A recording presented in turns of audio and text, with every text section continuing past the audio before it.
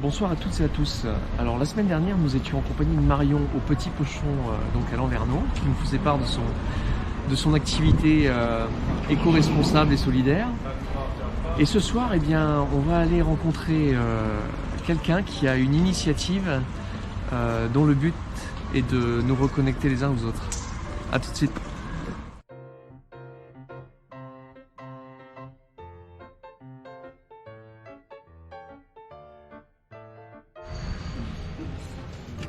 Hop là.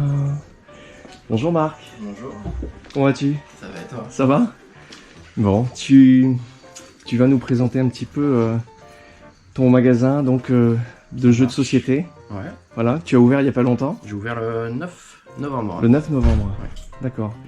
Et qu'est-ce qui t'a amené en fait à... À ouvrir ça? Ouais, En fait, je suis passionné maintenant de jeux de société depuis 7 ans. d'accord. Alors, j'ai toujours aimé jouer, Ouais, donc, depuis que je suis jeune. Donc j'ai grandi avec des consoles, avec les jeux de société, avec le sport. Donc moi, tout ce qui est jeu, j'adhère complètement. d'accord. Et du coup, ma période d'adulte, j'ai plus ou moins tout laissé tomber. Et une crise de la trentaine, ou de la quarantaine presque. Et c'est comme ça que je me suis lancé dedans. D'accord. C'est une façon quelque part aussi de retrouver des liens sociaux Alors, par oui. rapport à... Ouais, effectivement. J'aime bien me retrouver avec des amis ou avec des inconnus, même autour d'une table. Ouais, Ça permet de se retrouver, de discuter. Des fois, pour les gens qui sont un petit peu réservés, ça permet aussi de casser des barrières. d'accord. Et c'est assez sympa, on retrouve plein de choses différentes dans le monde du jeu. Ouais, parce que finalement, si on prend les jeunes de 20 ans aujourd'hui, ils sont nés au temps de la bulle Internet. Alors, Et Ah ouais, effectivement, ils sont énormément Ouais. connectés. voilà, Après, il y a quelques exceptions dans le monde du jeu où on peut proposer des jeux connectés, Ouais. mais on reste quand même tout autour d'une table d'accord. ou même dans une pièce. Mais effectivement, le but du jeu de société, c'est de C'est de se retrouver, tous ensemble, de recréer du lien familial ou fraternel ou tout ce qu'on veut. de mettre les téléphones portables sur off. De mettre les téléphones portables de côté, ouais, effectivement. D'accord. C'est Bon, un peu écoute, compliqué.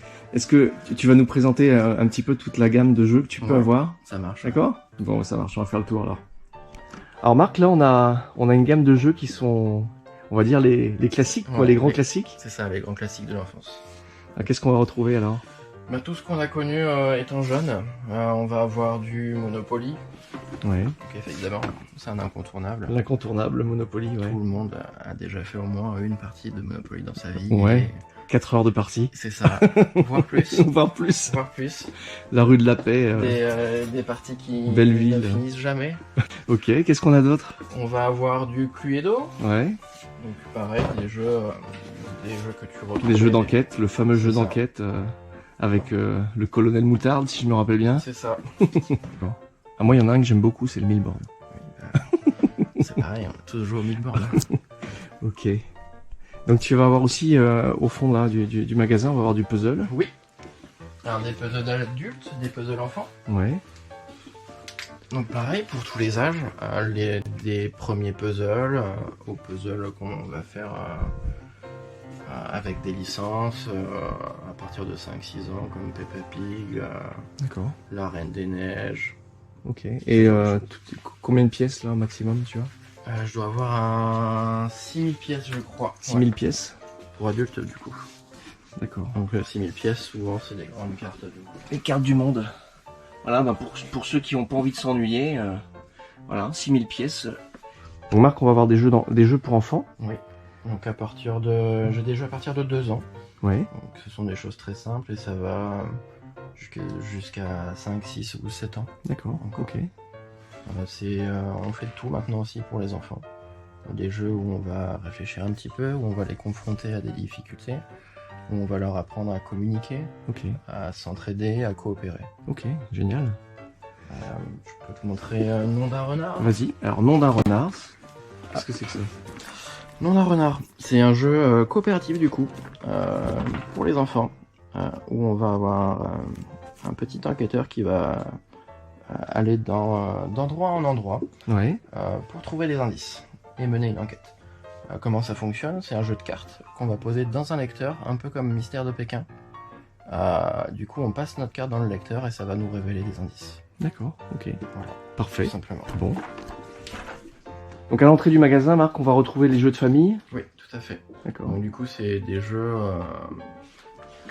auxquels tout le monde peut jouer. Oui. C'est entre 5 minutes et un quart d'heure d'explication pour des parties qui vont jusqu'à 1h30 maximum. Ok. Donc c'est vraiment abordable, c'est à partir de 8 ans, Ouais. 7-8 ans. Donc de quoi, de 2 à 8 personnes plus? Ça peut aller de 2 à 7, Ouais. 6-7, pas plus. Ouais. D'accord, d'accord. Ok, qu'est-ce qu'on a comme jeu typique aujourd'hui qui sort du lot, par exemple? Comme jeu qui sort du lot, Ouais. je vais avoir ça. Micro Macro Crime City. Micro macro. Ouais. D'accord. Donc c'est un jeu d'enquête, un peu à la mode de Où est Charlie. Ouais. Donc on a une grande carte comme ça en noir et blanc, avec plein de dessins. On va avoir une quinzaine d'enquêtes à mener, pareil. Donc il y a un crime, un vol qui a été commis, quelque chose dans ce genre-là. Et on va devoir retrouver le cheminement. L'endroit. Tout ce qui s'est passé, D'accord. retrouver le criminel, etc. Ok. Et donc il y a tout un chemin à retrouver à travers la carte, Ok. à l'aide d'indices et de cartes. Bon, génial. Et combien de temps pour une partie de... Alors ça Ce genre de dure de 15 minutes à 45 minutes. D'accord. Parfait. Donc, une fois que c'est joué, c'est joué. D'accord, merci Marc. Alors là, on a les jeux d'apéro. Oui, donc ici ça va être des jeux relativement courts, Ouais. avec des règles très simples, pas plus de 5 minutes d'explication. D'accord. Et après, en fonction de certains jeux, le jeu peut s'arrêter quand on veut. Ou alors c'est des parties vraiment ou des manches qui sont très très courtes. Ok, alors il y a une question qui me revient tout de suite que j'aurais dû te poser tout à l'heure, mais le nombre de références dans le magasin est impressionnant. Ouais. T'as combien de références en tout? Alors en tout, là je suis à plus de 2000 références. Plus de 2000. Ouais. Ah ouais. Jeux, puzzle, peinture, tout confondu. D'accord, ok. Et sachant qu'il y a 1000 références de jeux de société qui sortent par an. Du coup, je suis amené à renouveler pas mal de choses. Ok. Alors un jeu d'apéro que tu affectionnes toi particulièrement, par exemple?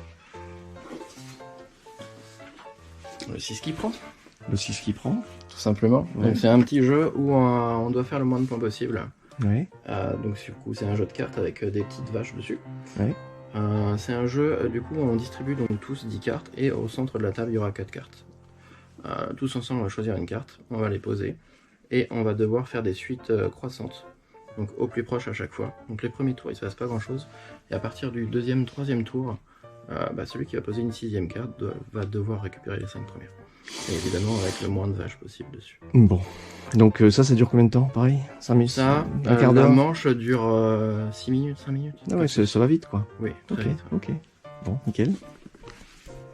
Alors Marc, là, on est sur un autre univers de jeux, donc c'est les jeux experts. Oui, tout à fait. Alors, ça consiste en quoi du coup? Alors jeu expert, faut compter au moins 15 minutes d'explication. Ça c'est la base. Ok. Donc faut être assez patient, faut comprendre un peu ce que la personne qui explique va nous dire. Mhm.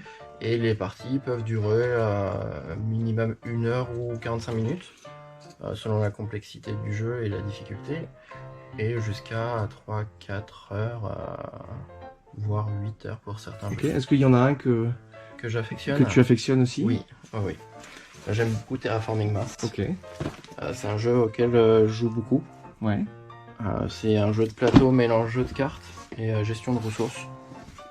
Donc c'est un jeu où on fait entre 10 et 18 tours en fonction du nombre de joueurs qu'on est. Ok. On peut jouer jusqu'à 5. 1 à 5 joueurs. Ouais. D'accord. Et ça dure entre 1h15 minimum jusqu'à 3 heures quand on joue à 2. D'accord. Donc il y a beaucoup de stratégie, j'imagine. Il y a beaucoup de stratégie derrière. Après, c'est un jeu au bout de plusieurs parties, qu'on peut apprécier parce qu'on en connaît. maîtrise. Ouais, c'est ça. D'accord. Ok. Merci beaucoup. Alors ici, on a des jeux de figurines. Oui. Donc le jeu de figurines, il y a 2 manières de l'appréhender. Soit les gens vont prendre des petites boîtes comme ça. Ouais. Donc c'est sous forme de grappe et on va devoir du coup découper, assembler, coller, peindre. D'accord. Pour ensuite jouer à des jeux simulant une sorte de jeu de guerre.